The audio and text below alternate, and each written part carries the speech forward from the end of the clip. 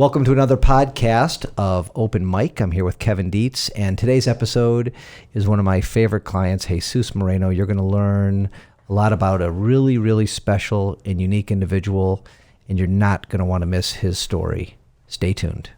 Joining us this morning is Mike Morse, Detroit's top attorney. Mike Morse is in here to tell us about the backpack giveaway. Adapt, and change things up a little bit every year. Hi, I'm Mike Morse. Welcome to another episode of Open Mic. I'm here with my co-host, Kevin Dietz, and I'm really excited for this guest today. Our guest, his name is Jesus Moreno. Welcome, Jesus. Hello, how's it going? It is going awesome. Thank you so much for being here. Kevin doesn't know who you are, so I'm going to introduce you. Hello. I've been a lawyer for almost 30 years, and I've represented over 20,000 clients, Kevin. Did you know that? Over 20,000. And I've had lots of great clients, lots of people that I consider family. But no one has impacted me more in a positive way than the man sitting to your left. Wow. He is just an amazing, amazing individual. And you have a lot to live up to today. you have not Right. only blessed my life, but you've blessed the lives of everybody in my law firm who knows you. He is beloved. I was at a wedding recently for one of my secretaries, and Jesus was there. And no other clients were there. But he has this infectious way about him. And he is the most positive person I know. He has a pretty hard story that he doesn't like to talk about. And we're going to make him talk about it today because it's inspirational and it's uplifting. And there's a lot of people out there who have gone through injuries, who've gone through some bad times. And the way you've handled yourself with such humility and such grace will help other people. Because I'll tell you, Jesus, when I'm having bad days, when bad things happen to me, I think of you.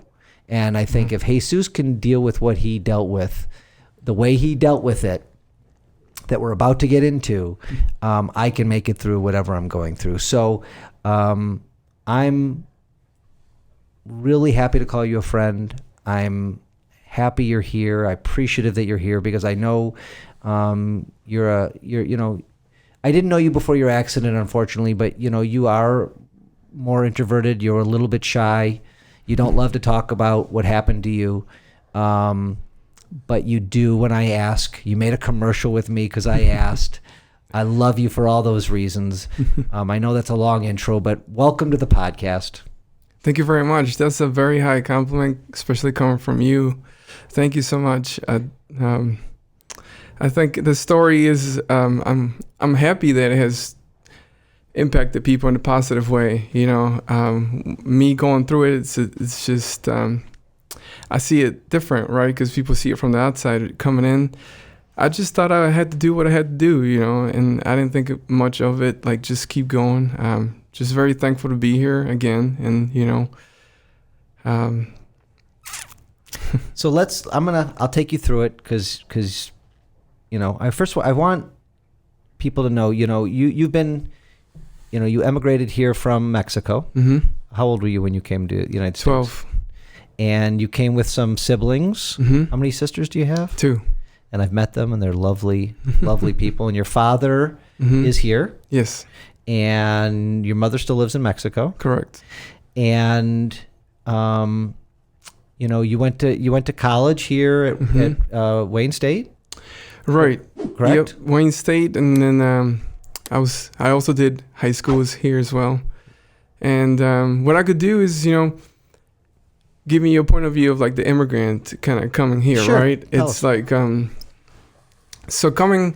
everybody wants to come to America. Everywhere I've been, everybody wants to be here, and everybody wants to chase that American dream. You come here and you start working, and everybody's chasing that dream. You start working 35 to 40 hours a week. Everybody wants that nice house that you see in the movies, that car, everything. And 35 hours comes to 40, and then you get sucked into this like work routine, where like in Mexico, 35-hour week, fine, it's okay. In France, everybody 30, 35, everybody good. Here you get, in order to achieve that dream, you need to work 40, 50, 60-hour weeks, just everybody chasing that dream. But that's what we come here for, And your family came here and nobody complained. They came to work hard. They came to give back. They came to pay their taxes and be good citizens. Absolutely. And because I've met your family, and you're all hard workers, and you went to school to better yourself. You became a graphic artist. And why did you like being a graphic artist? So going through school, learning art history, Leonardo, all the Roman Renaissance, it just, something happened there that I just clicked, that I just kind of, this is where I'm from. This is what I want to do. I want to do something that I love. And I definitely connected myself with art. And I figured, and nowadays, a graphic artist, you could do websites, you could do just the range you can go from there. It could be just a starting point. And, so, and if my memory serves me, because it's been a few years since you were working in a sign company. You were making signs. You were making graphic signs, and you loved it. I mean, that was a passion of yours. I've seen your sculptures. I've seen your artwork at your apartment. I've seen. I mean, you were an accomplished artist. I tried to do the best I can, always. So in the competitive market in Detroit at that moment was very competitive. So a lot of friends that I graduated with ended up being, working something unrelated. I was like, I went to school for this, so I want to do what I went to school for. So you were working full time? Yes. But before the accident that we're going to talk about, you had lots of friends. You were engaged. You had, you're young. How old were you when this accident happened? 28. And how old are you today? 34. Wow, it's been 6 years. And well, I just turned 29. I actually spent my birthday very injured, turning 29. So I turned 34. So it's been 5 years. It's been 5 years. Okay. So you were riding a motorcycle with your fiance's two brothers on the day of it was the summer. Do you remember the exact date? Yep, May 11th, 2014, and it was beautiful out. And they asked me to ride today, and we were going to meet. We actually met in Belle Isle, and then we were going to ride back to Corktown, and that's in the transition from there. That's when the accident happened. And this is for Kevin's sake. I've handled over 20,000 accident cases. This was a case where he was riding with two other motorcycle riders, full gear, full helmet, doing everything right, fully insured, following all the rules. These weren't crotch rockets. They weren't, speeding. Everyone on their own bike. Everyone on their own bike. They were waiting to make a left-hand turn off. This is all my memory. I have not reviewed this. Is off on Jefferson. Off East Jefferson. Yep. Off the bridge. You're right. Yeah. Right. And light turns. Light turn. Well, it was green. He was waiting for it to turn red to make his left-hand turn.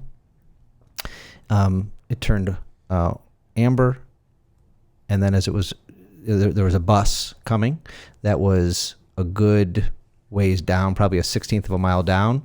A city bus, a city school bus, city bus, assuming it's going to stop. The traffic lanes next to the bus stopped. The motorcycle drivers saw those stop. The bus was back. The light's turning. He makes a left-hand turn. He was the first motorcycle. The bus sped up, ran the red light, and ran him over. Wow. And not only ran him over, but ran over his head and his helmet, and he had multiple facial fractures.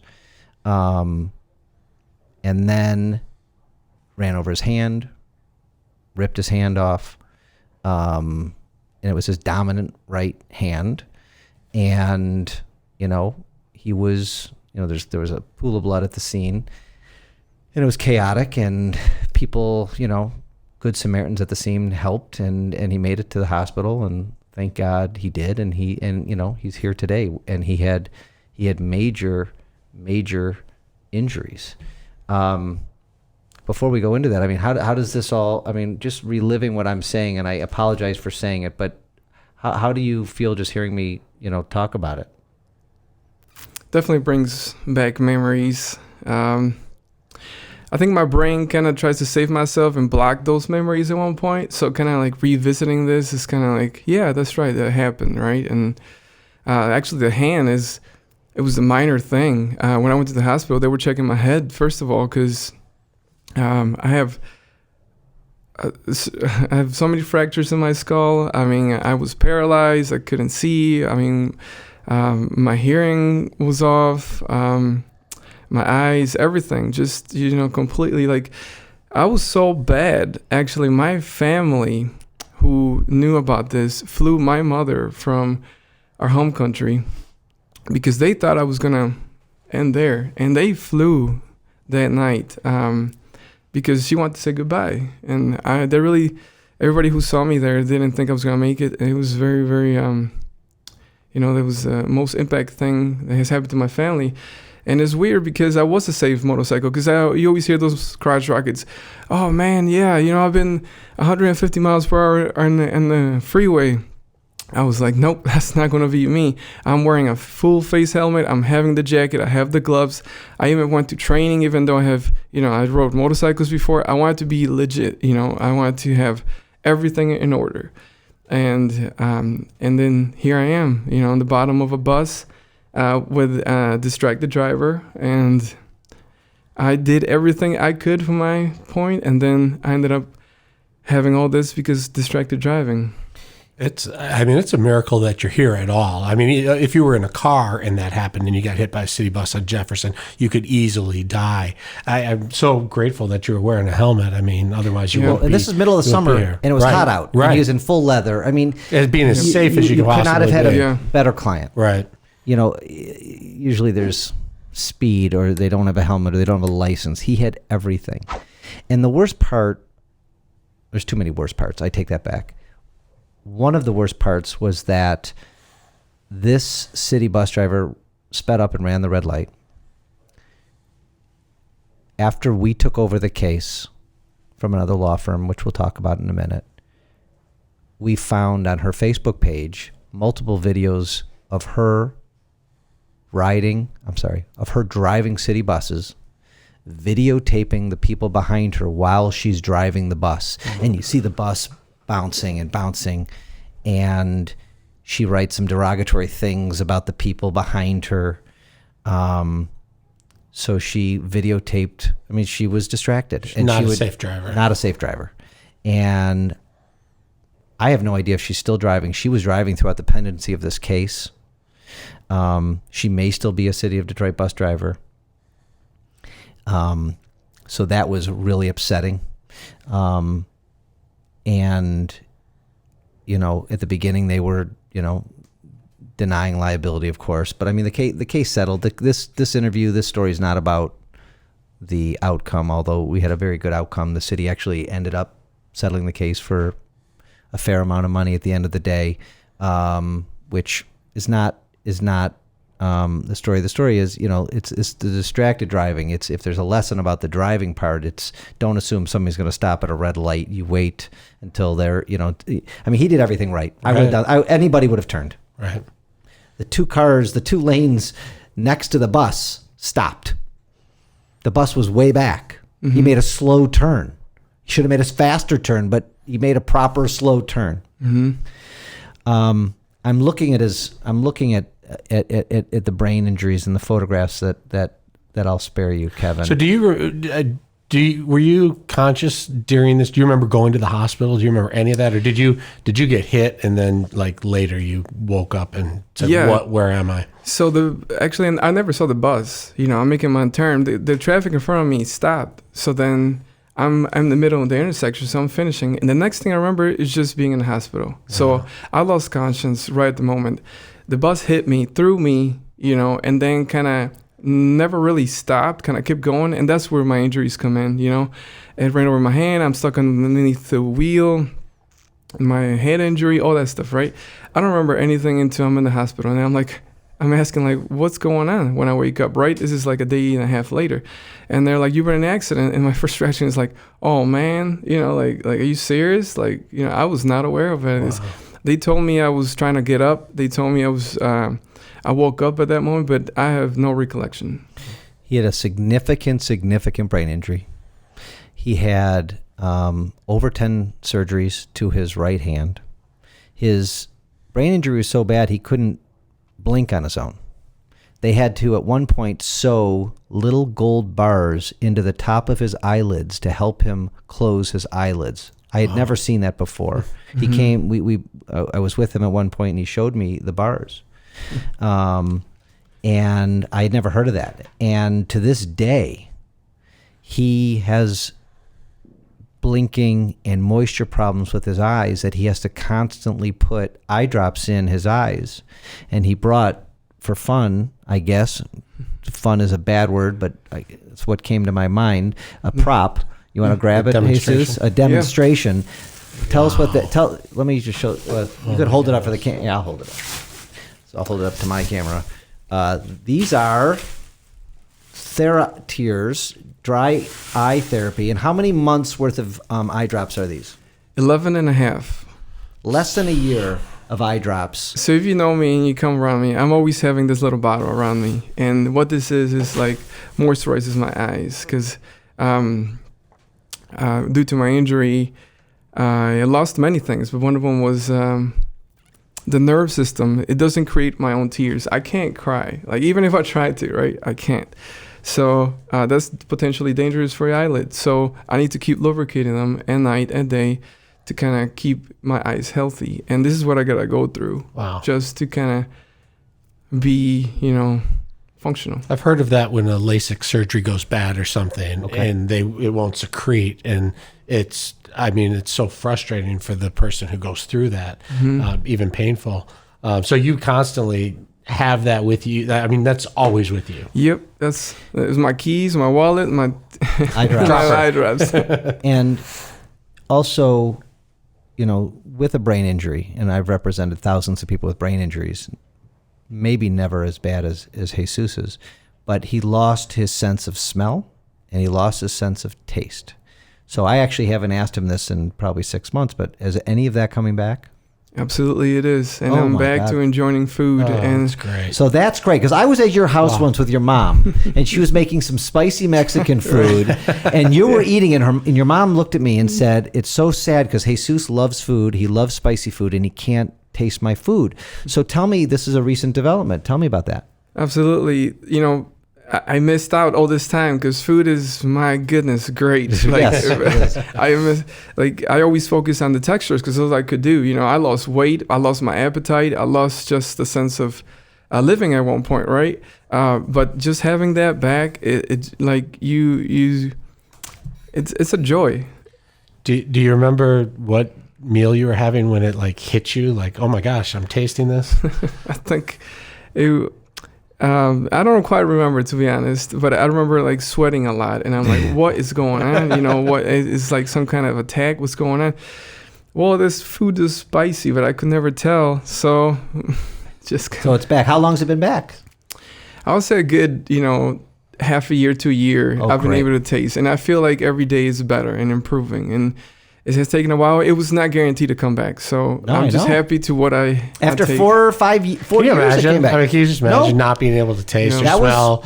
And it's really the whole meal. Right. So for over 4 years, he couldn't taste food, and I've had meals with him. Yeah. And we'd go down to Mudgee's downtown by his house or whatever, and first couple times, hey, how's your sandwich? And he's like, it's okay, but I'm filling. I'm right. I'm very happy. Right. I'm very happy for you. Thank you.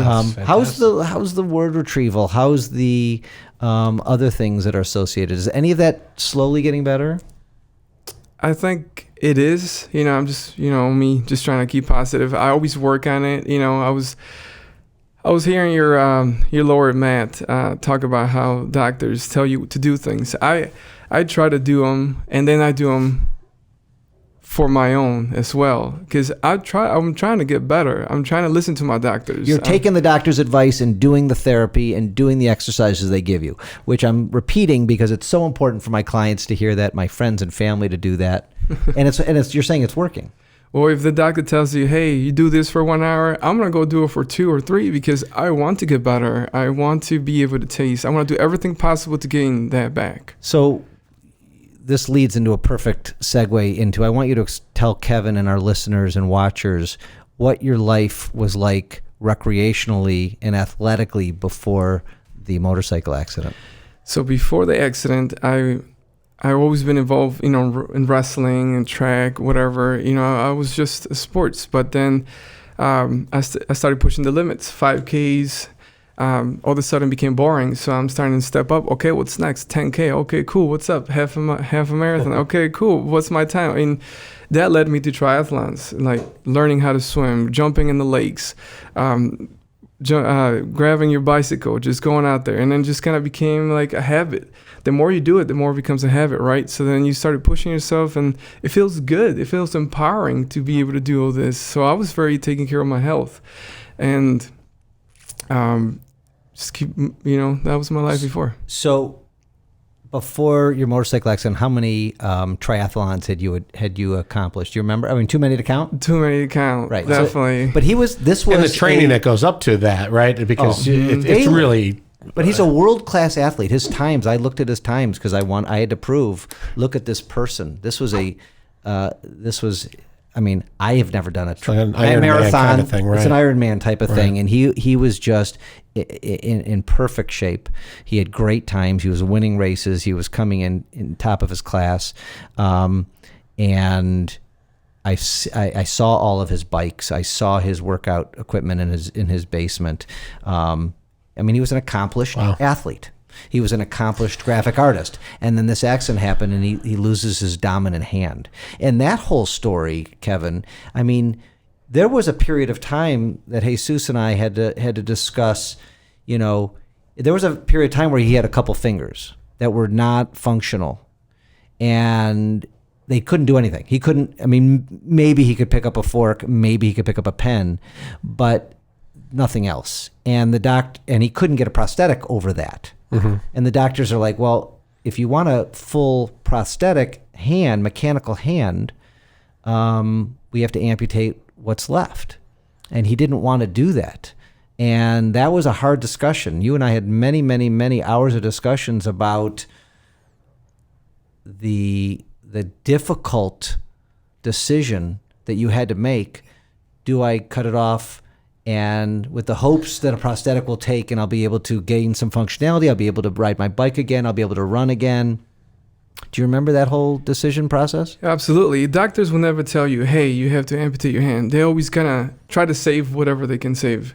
But after doing research and everything, it's like, hey, this could be a possibility, but there's no going back. So then you have to make that decision. You have to tell them, hey, this is what I want to do, because doctors will automatically not do that, right? After doing research, we thought that was the best way to go. Very risky because you don't know what you don't know. So I know this about runners and people who go through the extensive training that you do. When you do that, there's endorphins and adrenaline. It's like a drug. You love it so much you have to get back out there. It's not like, oh, I have to go run. If I had to go run, I'd say, oh, I have to go run. You'd be like, oh, I get to run, that kind of thing. Right. And was your hand or your injuries, were they stopping you from competing at that level where you could get that joy and happiness that you used to get? I couldn't even walk without being scared of falling. And when you fall, the first thing you do is just put your hands down. And I definitely didn't want to do that. I tried to come back with my remainder limb. I tried to do whatever I could, but it was so painful. It's like a life of pain, and it's not a pain. It's not a life, I really did try, because let me tell you, it's coming from an athlete and then losing your independence. You can't walk, you can't see, you can't hear, you can't even chew. I had to relearn how to talk. It was a major hit, and you have to reinvent yourself and kind of saying, okay, what is the best next solution to do here going forward. And because of our old no-fault system, our old amazing no-fault system that Jesus qualified for unlimited medical benefits and rehab and care. And because of that system, you were able to get the best care, the best treatment, multiple prosthetics. True? True. And prosthetics that would fit on a bike, that would allow you to swim, waterproof hands. And you had the best of the best. And that's why pretty quickly after, I say quickly, within a period of time, you were able to start, after the amputation, I'm going to say, after you start doing triathlons again. So I tried to, again, test the limits, right? See what I could do. I started running again. I started training with guys, Infinite Club right on Sterling Heights. I didn't sign up for a triathlon because I wanted to train first to see how I feel.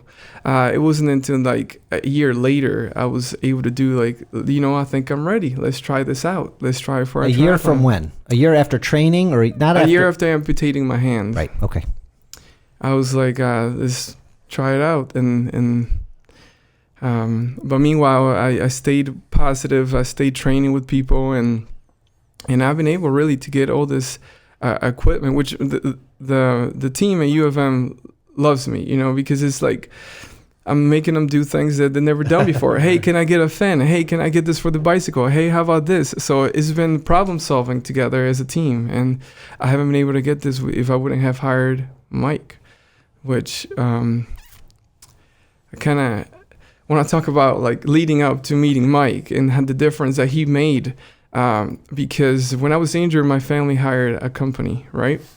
They hired the Feiger Law Firm. Okay, that's a company. Sorry, keep going. Then the point of view that I can give you is as an injured person, you don't know what's going on. You've never been in this situation. You're just afraid. And meanwhile, I have to deal with bills and injuries and see how, So at that moment, I'm healing and I don't know what's going on. When there goes 2-3 weeks and nothing, and then you're not being communicated, hey, is it going forward? Is it going back? What do we have to do? Nothing. It makes you nervous. From the moment I hired Mike Morse, I don't even have to call them. They will call me and update me with things. And then I can totally focus on healing. And that made a world difference. It's interesting. You said that you kind of pushed the people at U of M. So they saw a person who was going to give it 100%. And then they said, well, we got to give it 100% too. That we got to try and give him equipment and things that can bring him back. Yeah. How much of a difference did that make to you mentally to be able to start feeling like you used to when you were running before the accident? Prosthetics definitely help, but your hand obviously will never be replaced by prosthetics. I out of my normal time, I use 50% of my time I use prosthetics, and 50% I kind of just do what I can with my remainder limb. The team was super excited because we problem solve of a bunch of things, like triathlon stuff, and we get so excited and we resolve it and I try it out. But there's rules. Now that I've been able to come back, I can't compete with prosthetics with somebody when I'm competing versus the same disability as I have, right? There'll be a disadvantage. I definitely compete. I could have a prosthetic with an able body, right? And kind of make it even. I'm just super excited to kind of have the opportunity to just have these. So Mike, can I ask you a question? So if he had insurance that did not cover underinsured or if he did not have the right kind of insurance, would he have a completely different life right now? So if he, and in prior podcasts, you've heard us talk about now that our governor in her infinite wisdom made it a choice-based system rather than an everybody has unlimited system. So Jesus had an unlimited. Had he chosen $250,000 or $500,000, the money would have been depleted within 2 weeks. And then he would have been on Medicaid. So he would not have, his life would look nothing like it does He today. he wouldn't have been able to go to U of M. He would not have had all these prosthetics. He would not be back riding. He has special prosthetics to allow him to be an athlete again. Medicaid would not have paid for these things. He would have, I don't know how he would have gotten that money. And luckily we got him a nice Right. amount of money out of the third-party settlement that he could have paid for him. But forgetting that, I mean, what if it wasn't a City of Detroit bus Right. with a lot of, It was just someone without insurance at all. So it would have been night and day. And these are the type of catastrophic cases that scare us as trial lawyers, that people like Jesus is going to pick a 250 or a 500 and it will deplete within 2-3 weeks. And then he's going to be on the Medicaid system and not get the brain injury care that he's had, not get the 10 surgeries, not get the U of M special VIP treatment that they gave him. And so it's just, these are the types of cases, and talk to any lawyer out there, these are the things that scare us to death, that people are going to pick the wrong insurance. So it's a good question. And I don't even know if Jesus is aware of that, because he's lucky enough that he had full no fault that paid his wages, that paid for people to come help him around the house. He still can't do everything on his own. I mean, he needed help for many, many months, if not years, just doing the basic needs, getting dressed, showering, brushing his teeth, brushing his hair. I mean, he could do it with his one hand, but you can't do everything with just one hand. Right. So that's just another point why people need to pick the unlimited. At the end of the day, I know that the story is like a feel-good story, right? But at the end of the day, I have to go back to my house, struggle putting my shoes, struggle putting things, and that's something that no matter what the settlement is, will never be the same. Right. So I just met Jesus today, right? And I walked into the hallway and I did what I always do. I went to shake his hand, right? And I put my right hand on it, and that's your right hand. And then I think I went left and shook your left hand. That must happen all the time. Do you feel a certain way when that happens, or is there a way you like to be approached, or is everybody different? Everybody's completely different. And at the beginning, it's hard because you don't know what to do. It's awkward. It's awkward. It's very awkward.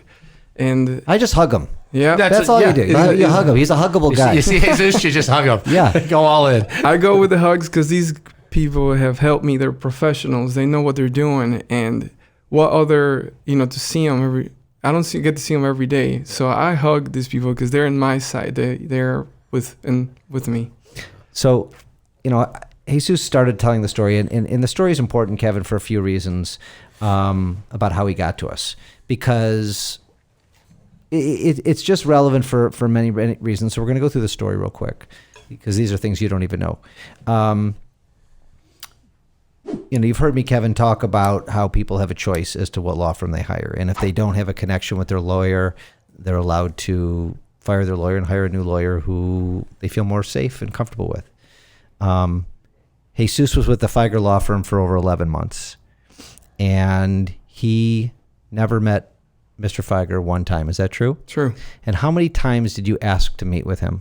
Multiple. And he always refused? I'm not sure. He must have been busy or something. I don't know. Okay. You never met with him, despite multiple times asking. Your sisters asked, your father asked. True? True. And then you called me, and I remember our first phone call. I don't know why I remember it, but I do remember it. And you told me you were represented by the Feiger Law Firm and that you wanted to come meet with me. And I asked you why. You want to say something?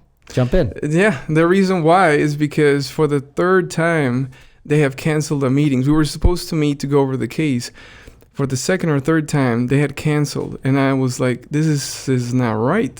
Where is this going? There's so many insecurity. Right. So then that's when I started looking out for somebody else who can take over. So then you called me on let's say it was a Tuesday or Wednesday, and I said to you, tell me if I'm telling the truth. I said, Jesus, I don't like taking cases from other lawyers unless it's an absolute breakdown.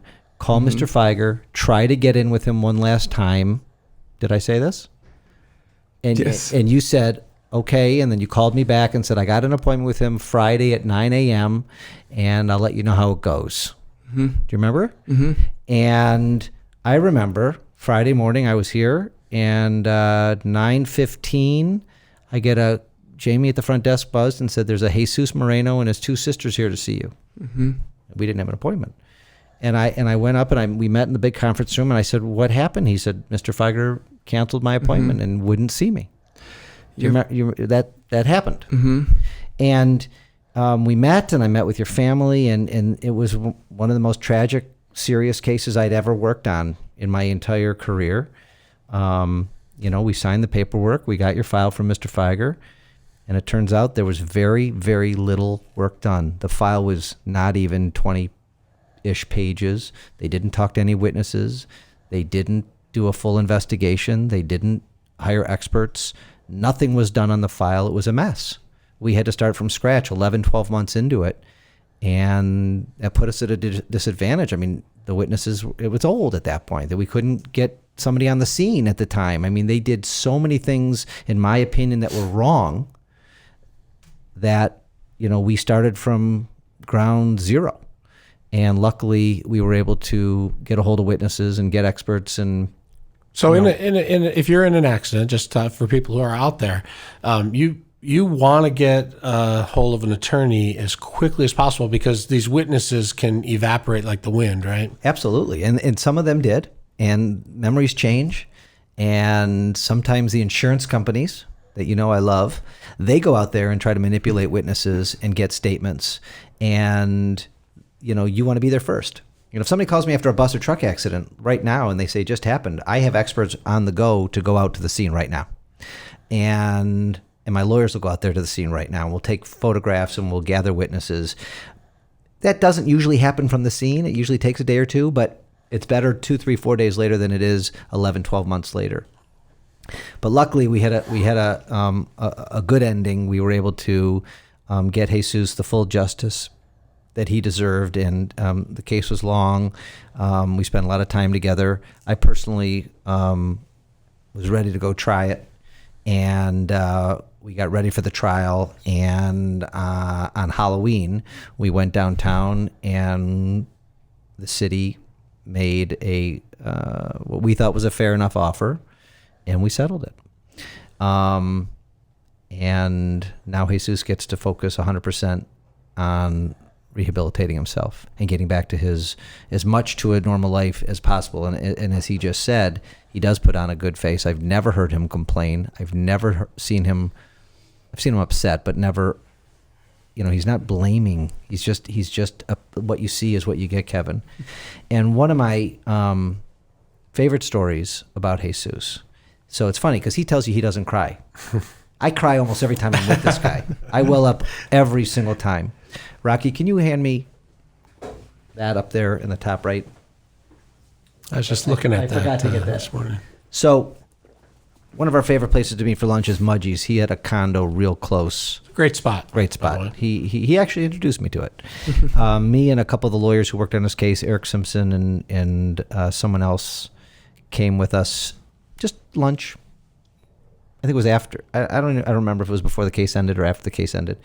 So we're at Mudgie's, and between the soup course and the sandwich course, Jesus says, Mike, I was able to run my first marathon. And I was like, we were like all overjoyed. Congratulations, I'm so proud of you. And he said, I came in second place. And, congratulations and high fives. And he says, and I got a medal, and it's my first medal after my accident, and, I'm giving it to you. Wow. And I remember the feeling. I just, broke down, and I'm like, what? I can't take your medal, and I didn't deserve a medal, and quite frankly, I've never really earned a medal in my entire life for a sport.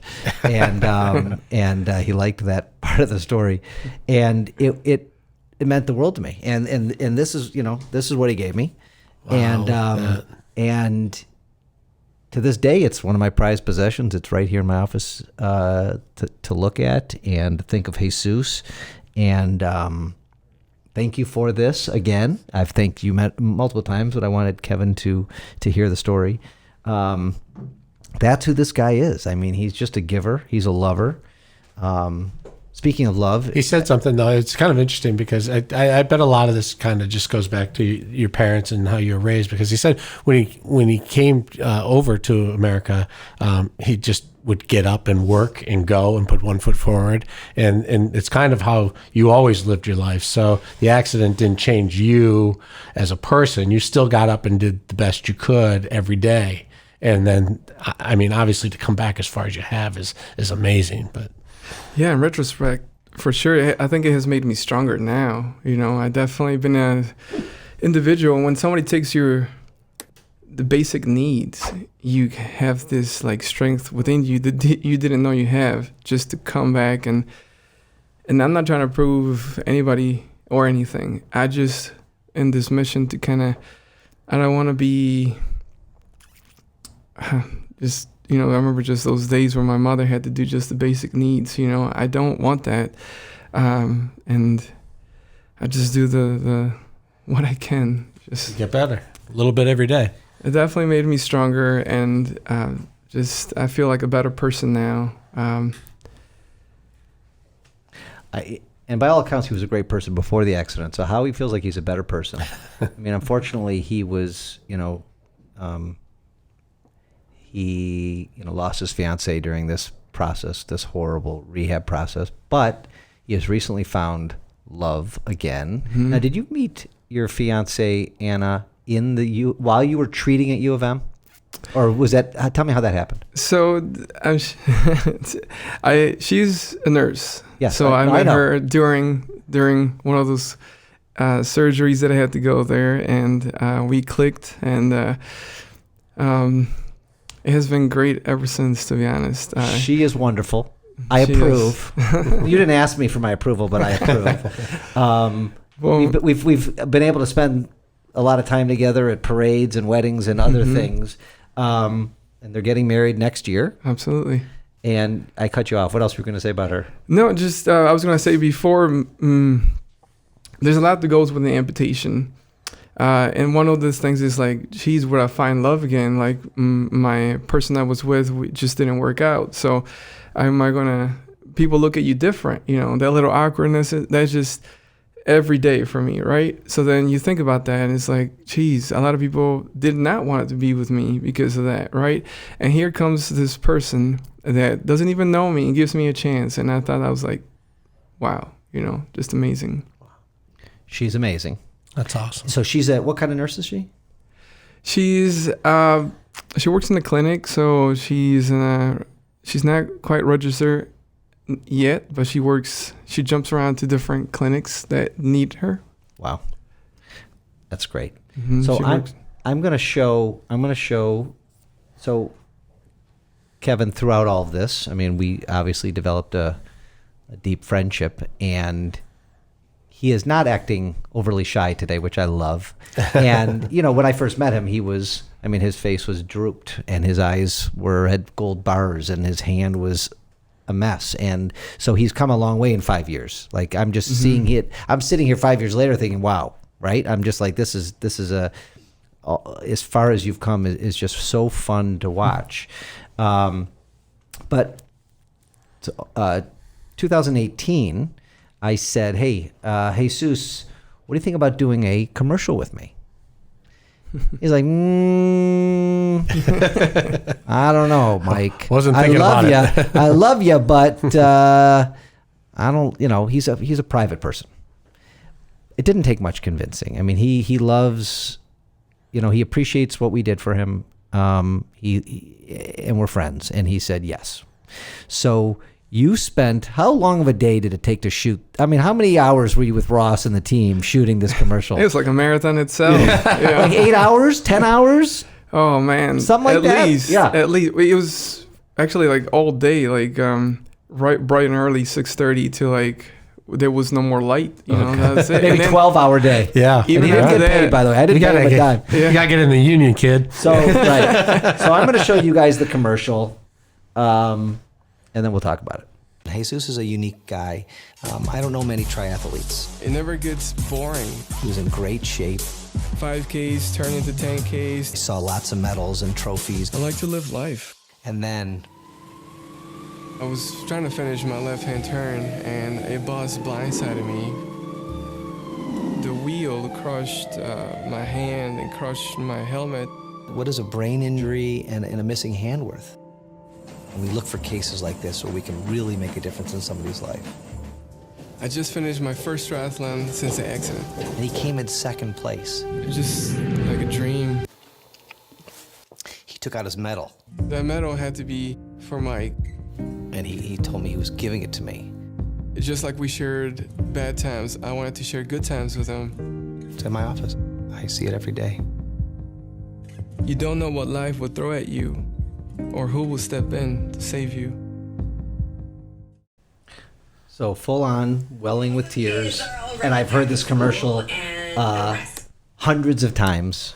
Thank you for doing that with me. I mean, that to me, Fantastic. so much more than just a commercial. We put it on the Super Bowl. We did a full minute in the Super Bowl because the story is just, could be the best story of my career. Who knows? I mean, Wow. I don't know. I got a lot of years left. I'm young.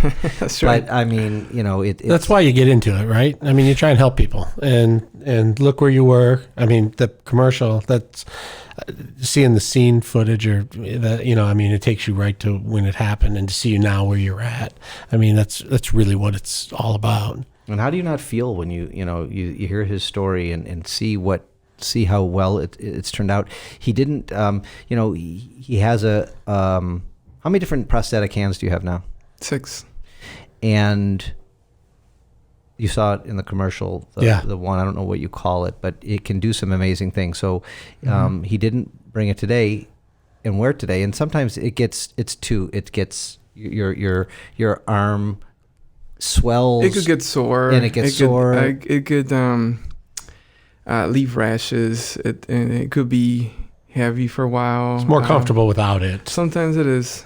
So you're gonna have to come back and show it to Kevin and me, because it's really cool, all the things it can do, and I think technology and what you can do is great. Take us to what kind of working out are you doing these days, and what kind of races are you still actively doing races? I am. So I want to share this with you because thanks to keep moving forward, since I was placing like in the top 10%, 2 or 3 in regular races with able bodies, I was like, well, what can I do with people with my own disability? So I started looking into USAT. I started looking into Paralympics. I started looking into all that, and it's like a world of that I didn't know before. I got involved with it's called it's like a training camp for people, and I started doing, this was my whole goal, 2019. Dare to Try is the group. I started doing training with them, with people with my own disability, and it's incredible. Everybody has their story. Everybody has their own prosthetics, and it was amazing to train with them. I went to Wisconsin. I went to Chicago. I went to Los Angeles to kind of compete nationally for a title. And this is something I never thought, will happen, right? But it was incredible to compete at national level. I will be back next year, and I'm aiming, to be the champion. There's different categories. There's, quadriplegic, blinds, and it was just a world amazing to know. And you feel empowered because they can do it too, And now we're not only can we do it, but we do it competitively. Right. And we're training and we're eating right, and we're just kind of pushing ourselves like any regular, athlete. Is there a team here in Detroit that goes? There's not a team here in Detroit. What was the name of the organization you mentioned? Infinite is multi-sport. They're located in Sterling Heights. They are a triathlon club that has helped me tremendously, morally support, and that's what we do. We all go for trainings. We all go for long runs, help each other, and this is just what we do. Wow. During the winter, during everything, and this, all year round. That's so fabulous. Congratulations. When's the next race? Well, right now it's off season, so it's kind of like... It's too cold out there. Well, even if it's cold, you can still go out and run, right? As long as there's not icy. But maybe not swim in the Detroit River. Right. We're aiming at next year, preparation for the nationals next year, and we're gonna be out there and compete and be the best prepared we can be and see how far we can get. It's amazing. It's just amazing. And you're working a little bit, Yes. or a lot of it, I should say. I don't know why I said a little bit. You're working a lot of it. Yes. You're rehabbing you bought an apartment building in Wyandotte. Right. It was actually old church, and I saw potential for it, and we went ahead with the project, started, and I just want to give a shout out to my financial advisor who has been helping me through all this. And What's his name? David Seidel. All right. At the Hans Group.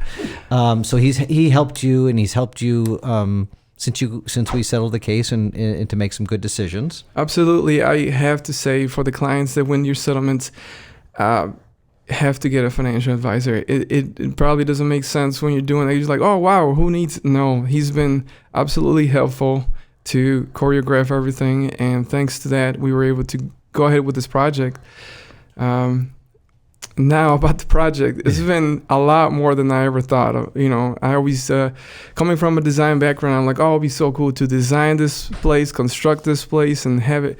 Well, it's a lot more work than you think, right? You're actually doing the work. Yes. You're swinging hammers and putting up walls, you were telling me? Oh, yeah. I have still a little bit of paint and calluses. I see the calluses. Yeah. Even if an amputee, like, I'm always testing the boundary. How what can I do? What can I paint? What can I get done? So it's amazing. Well, good luck with the building. Thank you. Hopefully, is it almost done? I said that for a month now, but All right. Well, next time you're on, you'll give us. I want to see some photographs of it, or maybe you'll give us a tour. But I just want to thank you for coming on. Absolutely. It's always uplifting to be with you, my friend. I hope you have great holidays with your family, and make sure you give them all hugs from me. And we'll see you after the first of the year. You'll come back. We'll look at your new hand or your prosthetics, and I just hope you keep succeeding and winning these triathlons and everything you do in life, because, my friend, you deserve it. Thank you so much. Thank you so much. The last thing I want to say is just people are out there, just be careful with motorcycles. I realize motorcycles are not all the time here in Michigan, like Florida, California, they're all the time. So people are used to driving with them. Here, you only see them 4 to 5 months, and just be careful out there. Check your blind spot. And for the cyclists, I'll say, please wear a helmet. It saved my life. It could save yours. That's a great ending note. That's a great way to end this episode. So, until next time. That's right. Thank you.